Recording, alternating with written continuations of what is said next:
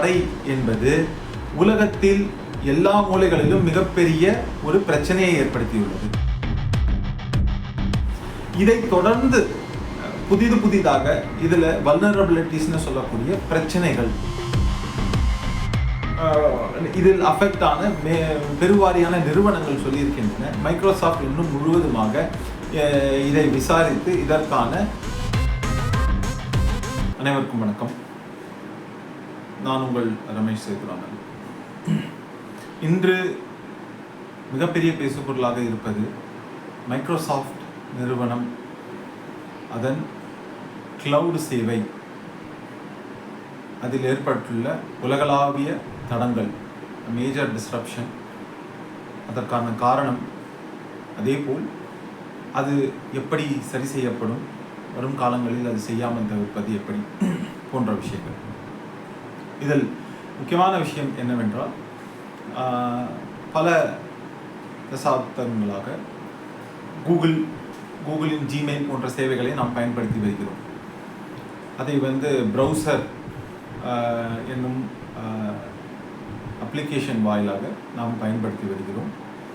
அதேபோல் இந்த இமெயில் மட்டுமல்லாது அனைத்து சேவைகளும், அதுவும் குறிப்பாக தனிநபர் சேவை அப்படி மட்டுமல்லாமல் ஒரு மிகப்பெரிய நிறுவனங்கள் தங்களுடைய அலுவலகத்திற்குள் வைத்திருந்த இந்த ஐடி கட்டமைப்பு, அதன் செலவீனங்களையும் அதன் மெயின்டெனன்ஸ், அதுக்கான செலவையும் குறைப்பதற்காக அவர்கள் பொதுவாக இந்த கிளவுட் சேவை என்பதை அவர்கள் அதை நோக்கி செல்கிறார்கள். இதன் வாயிலாக உங்களுக்கு மிக அதிவேக இன்டர்நெட் சேவை மூலமாக ஒரு தடையற்ற சேவை கிடைக்கும். அதனால் நீங்கள் உங்களுடைய அலுவலகம், அதன் சார்ந்த இடத்தில் நீங்கள் கம்ப்யூட்டர்கள், கணினிகளையோ இல்லை அதற்கு தேவையான சர்வர் போன்ற விஷயத்தை எல்லாம் வைத்துக்கொள்ள வேண்டும். அந்த மென்பொருள்களை அல்லது இயங்குதளங்களை, ஆப்ரேட்டிங் சிஸ்டம் ஆகியவற்றை நீங்கள் மெயின்டைன் செய்ய வேண்டும் என்ற அவசியம் இருக்காது என்ற நோக்கில் இந்த கிளவுட் சேவை நிறுவனங்களை நோக்கி பெரும் நிறுவனங்கள் படையெடுக்கின்றன. இதில் முக்கியமான ஒரு விஷயம் என்னவென்றால், பாதுகாப்பு குறித்த அம்சங்கள் இதில் இடம்பெறுகிறது. 3 உலகின் முக்கியமான நிறுவனங்கள் இந்த கிளவுட் சேவையில் உள்ளன. அவற்றில் 3மே அமெரிக்காவை சார்ந்தவை. இந்த 10 இடங்களில் 3 முக்கியமான இடங்களில் அமெரிக்காவை சேர்ந்த நிறுவனங்கள் உள்ளது. அதில் கூகுள் உள்ளது, மைக்ரோசாஃப்ட் உள்ளது. கூகுள் கிளவுட் பிளாட்ஃபார்ம், மைக்ரோசாஃப்டின் அஸ்யூர், அதே போல அமேசான் வெப் சர்வீசஸ் என்று சொல்லக்கூடிய இந்த 3 நிறுவனங்களும் இந்த சேவையை வழங்குகின்றன. இப்படி இருக்கக்கூடிய காலகட்டத்தில் இன்று நடைபெற்றுள்ள இந்த தடை என்பது உலகத்தில் எல்லா மூலைகளிலும் மிகப்பெரிய ஒரு பிரச்சனையை ஏற்படுத்தியுள்ளது. உதாரணத்துக்கு சொல்ல வேண்டும் என்றால், வானூர்திகள், அதற்கான சேவைகள் பெருமளவில் தடை ஏற்பட்டுள்ளது. அதேபோல் பங்கு பரிவர்த்தனை, லண்டன் ஸ்டாக் எக்ஸ்சேஞ்ச், அதுவே மிகப்பெரிய ஒரு பிரச்சனையை இன்று சந்தித்துள்ளது.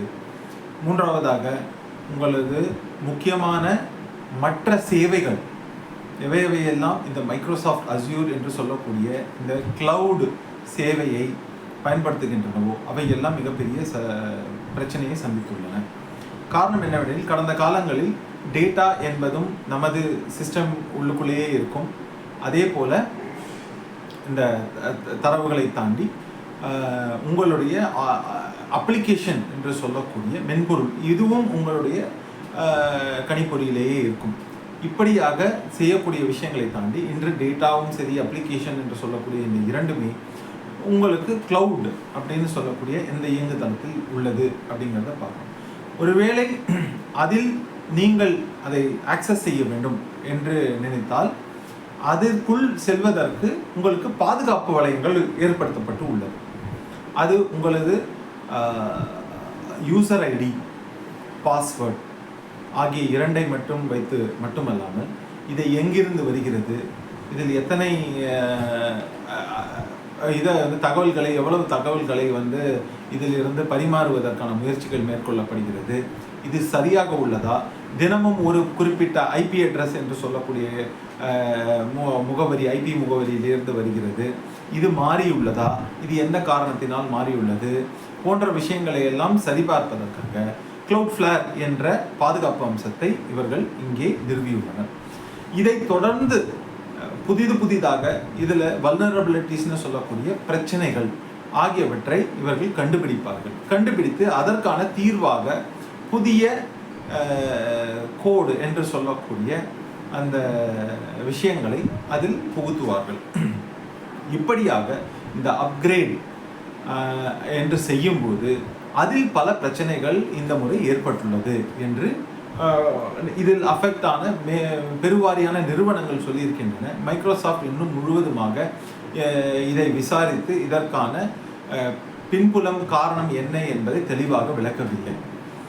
ஆனால் பொதுவாக business continuity and disaster recovery என்று சொல்லக்கூடிய நடைமுறை எல்லா ஐடி நிறுவனங்கள் அதன் சார்ந்த அமைப்புகளில் உள்ளது.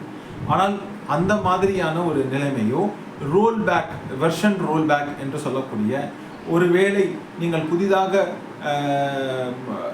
மெருகூட்டப்பட்ட அந்த அப்ளிகேஷன் அதற்கு நீங்கள் ஏதானும் ஒரு விஷயத்தை செய்யும்போது அது பிரச்சனை ஏற்பட்டால் அதன் முந்தைய வெர்ஷனுக்கு மாறுவதற்கான விஷயங்களும் இருக்கும். அப்படி இல்லாமல் நீங்கள் இர்ரிவர்சபிள் அப்கிரேட் என்று சொல்லக்கூடிய விஷயங்களை நோக்கி நீங்கள் சென்றீர்களானால் இதில் பல பிரச்சனைகள் ஏற்படுவதற்கான வாய்ப்பு இருக்கிறது, ரிஸ்க் அதிகமாக உள்ளது அப்படின்னு பார்க்குறோம். இந்த வகையில் இவர்கள் செய்திருப்பது எந்த மாதிரியான விஷயம் என்பது மைக்ரோசாஃப்ட் முழுவதுமாக ஒரு விரிவான அறிக்கையை தயார் செய்து எல்லோரு கவனத்துக்கும் கொண்டு வரும்போது நாம் அதை விவாதிக்கலாம். ஆனால் இப்போது இதற்கு மாற்றாக என்ன எப்படி என்று பார்த்தால், விமான ஊர்திகளில், விமான நிலையங்களில் தற்காலிகமாக நாம் பயணச்சீட்டு கொடுக்கப்படும், போர்டிங் பாஸ் என்று சொல்லக்கூடிய பயணச்சீட்டு, அதில் கையால் எழுதப்பட்டு அவையெல்லாம் கொடுக்கப்பட்டு பயணிகள் இப்போது பயணிக்கிறார்கள் போன்ற விஷயங்களை கேள்விப்பட்டு கொண்டிருக்கிறோம். இது மைக்ரோசாஃப்டிற்குமே மிகப்பெரிய பின்னடைவை ஏற்படுத்தி இருக்கிறது. உலகளாவிய அளவில் அவர்களது பாதுகாப்பு அம்சம் குறித்தும் தொடர்ந்து ரிலையபிலிட்டி என்று சொல்லக்கூடிய நம்பகத்தன்மையையும் கேள்விக்குறியாக்கி இருக்கிறது என்பதை பார்க்கலாம். இதிலும் குறிப்பாக இப்போது ஆர்டிஃபிஷியல் இன்டெலிஜென்ஸ் என்று கூறக்கூடிய செயற்கை நுண்ணறிவு, இந்த விஷயங்களுக்காகவும் இதில் புதிதாக புதுமைகளை புகுத்தி கொண்டிருக்கிறார்கள். இந்த காலகட்டத்தில் இந்த மாதிரியான சேவை தடங்கள் என்பது ஏற்படுவது என்பது பொதுவாக மக்களிடையே இது ஒரு நெகட்டிவ் இம்பேக்ட் அல்லது ஒரு தவறான தாக்கத்தை ஏற்படுத்துகிறது என்பதை நாம் உணர முடிகிறது. இனி வரும் காலங்களில் இது செய்யாமல் இருக்க மைக்ரோசாஃப்ட் நிறுவனமும் சரி, மற்ற நிறுவனங்களும் விழித்து கொண்டு அடுத்தடுத்த கட்ட நடவடிக்கைகளில் ஈடுபடுவார்கள். இதன் மூலமாக அவர்கள் பிரச்சனைகளை வருங்காலத்தில் வருவதை எப்படி தவிர்ப்பது என்ற விஷயங்களில் ஈடுபடுவார்கள் என்று நாம் பார்க்கிறோம்.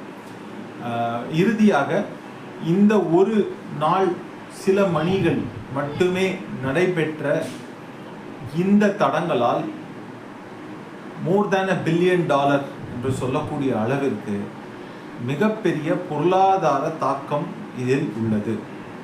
ஃபினான்ஷியல் இம்பேக்ட் என்று பார்த்தால் பல நிறுவனங்கள், பல முதலீட்டாளர்கள், உலகளாவிய அளவில் இருக்கக்கூடிய பல மென்பொருள் நிறுவனங்கள், இவர்களது சேவைகளும் சரி, அவர்களது ப்ரொடக்டிவிட்டி என்பதும் மிகப்பெரிய அளவில் பாதிக்கப்பட்டிருக்கிறது என்று நாம் பார்க்க முடியும்.